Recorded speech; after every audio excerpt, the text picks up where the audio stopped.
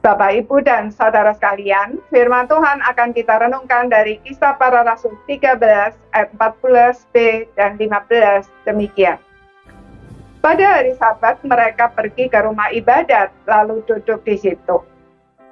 Setelah selesai pembacaan dari hukum Taurat dan kitab nabi-nabi, pejabat-pejabat rumah ibadat menyuruh bertanya kepada mereka, "Saudara-saudara, jikalau saudara-saudara ada pesan untuk membangun dan menghibur umat ini, silahkan." Saudara-saudara sekalian, meskipun Paulus adalah rasul khusus untuk orang-orang bukan Yahudi, tetapi setiap kali tiba di suatu tempat yang baru, ia selalu mencari sinagog, rumah ibadah orang Yahudi yang selalu ada dimanapun komunitas orang Yahudi itu tinggal. Pada hari Sabat, ia dan Barnabas masuk ke sana untuk beribadah, dan seperti biasanya setelah hukum Taurat dan kitab nabi-nabi dibacakan, pejabat rumah ibadat memberi kesempatan kepada siapapun di antara yang hadir yang memiliki pesan untuk menguatkan umat agar berbicara. Paulus memakai kesempatan itu untuk membalikan pikiran mereka dari kebanggaan yang salah sebagai umat pilihan Allah kepada kebenaran bahwa mereka dipilih bukan untuk menjadi bangsa yang superior dan merendahkan bangsa-bangsa lain, melainkan untuk menjadi berkat. Untuk itu Paulus mengingatkan bahwa mereka pernah menjadi budak di Mesir. Seandainya Tuhan tidak menyelamatkan mereka, mereka tidak punya kekuatan apapun untuk membebaskan diri. Bahkan mungkin saat itu mereka sudah punah. Namun di titik kritis Allah mempersiapkan dan memanggil Musa untuk secara ajaib membawa mereka keluar dari sana.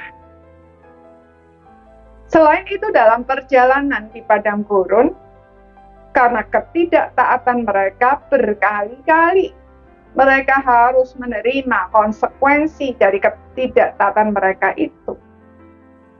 Namun Allah tetap memelihara mereka. Allah bahkan membinasakan 7 bangsa di tanah Kanaan dan memberikan tanah tersebut kepada mereka sesuai dengan yang dijanjikannya kepada Abraham. Di tanah tersebut, untuk memimpin mereka Tuhan memberi para hakim, sampai akhirnya pada zaman Samuel mereka meminta raja, dan Tuhan mengabulkan permintaan mereka dengan mengangkat Saul menjadi raja pertama. Tetapi Saul tidak taat dan Allah menolak dia serta memilih Daud dengan sebuah janji bahwa melalui keturunannya Yesus Kristus datang ke dunia. Tetapi ketika Yesus Kristus datang, para pemimpin Yahudi menolak dan menyalibkan dia. Namun, apa yang mereka lakukan justru menjadi jalan bagi Tuhan untuk menggenapi dengan sempurna semua yang dijanjikan itu. Bahkan penolakan mereka membuat Injil diberitakan kepada semua bangsa. Semua yang dikatakan Paulus itu bukan hanya membuat para pendengarnya mengerti, melainkan juga bersuka cita karena mereka akhirnya tahu kebenaran. Dan bahwa bukan hanya Israel, melainkan juga semua bangsa termasuk di dalam rancangan penyelamatan Allah yang sempurna itu.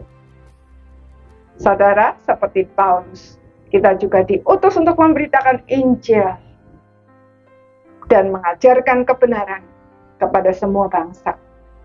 Karena itu mari kita mohon Tuhan memberi kita hati yang peka untuk melihat setiap kesempatan dan memakainya dengan berani, bijaksana, dan dengan hikmat Tuhan, agar semua orang dapat mendengar Injil, mengetahui kebenaran, percaya Yesus Kristus dan diselamatkan.